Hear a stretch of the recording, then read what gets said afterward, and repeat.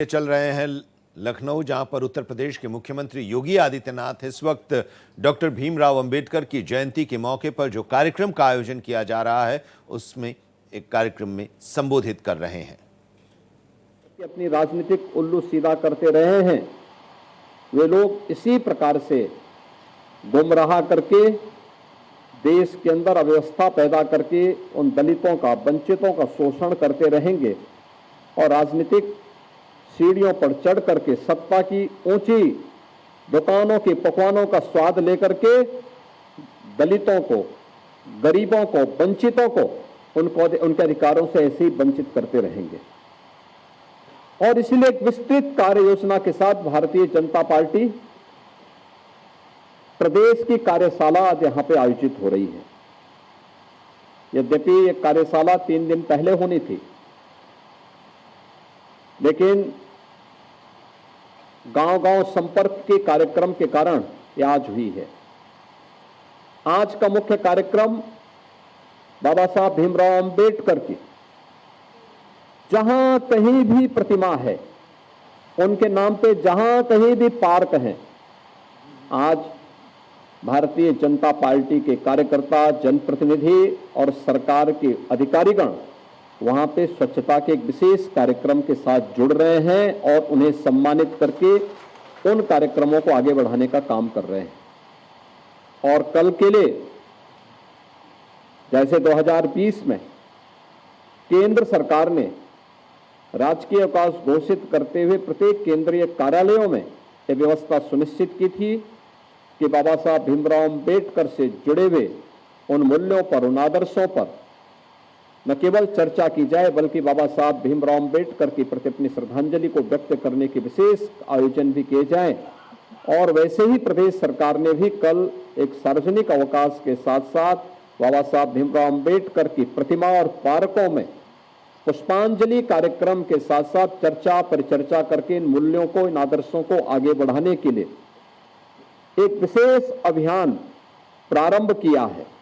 और उसी तर्ज पर आज इस कार्यशाला के साथ हम सब जुड़ने का कार्य कर रहे हैं।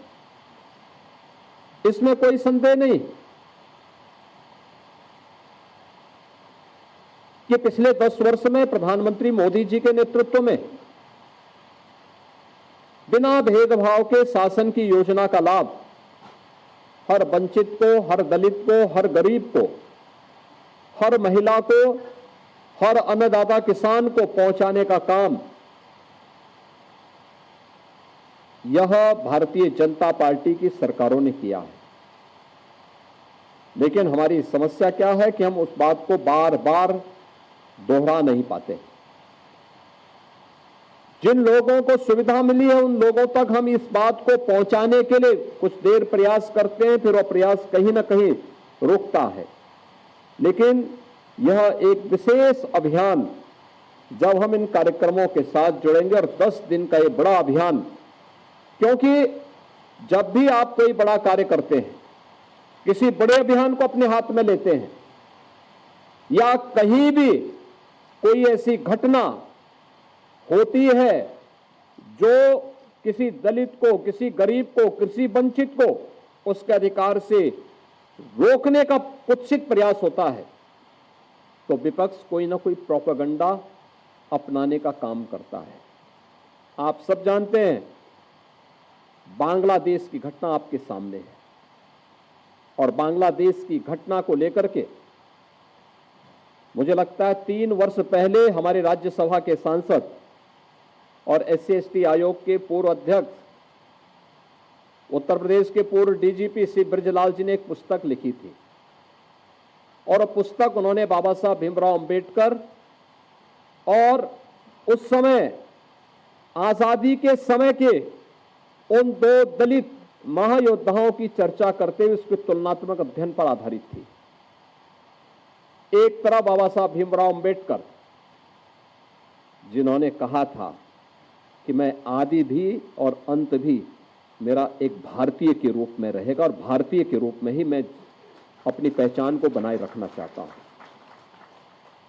और दूसरी तरफ जोगेंद्र नाथ मंडल थे जिन्होंने पाकिस्तान का समर्थन कर दिया लेकिन एक वर्ष भी पाकिस्तान में नहीं रह पाए थे। बहनों और भाइयों, जोगेंद्रनाथ मंडल के कृत्यों की सजा आज भी बांग्लादेश के अंदर वहां का हिंदू प्राप्त कर रहा है।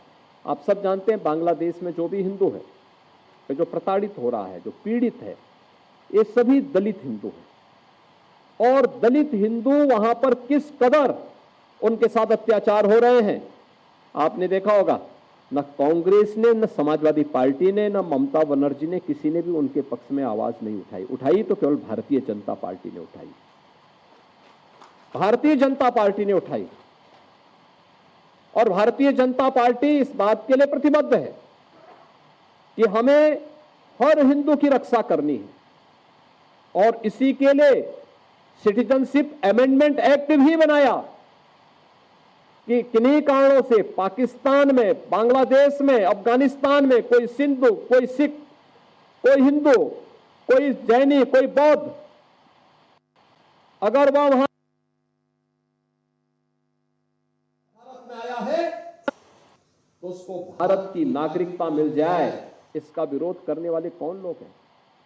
ये वही लोग हैं जो कांग्रेस के रूप में, समाजवादी पार्टी के रूप में गुमराह करने का काम कर रहे हैं। ये वही दल हैं।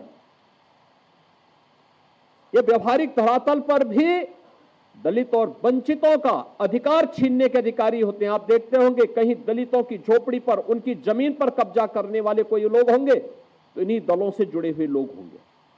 ये सर्वाधिक कब्जा करते हैं।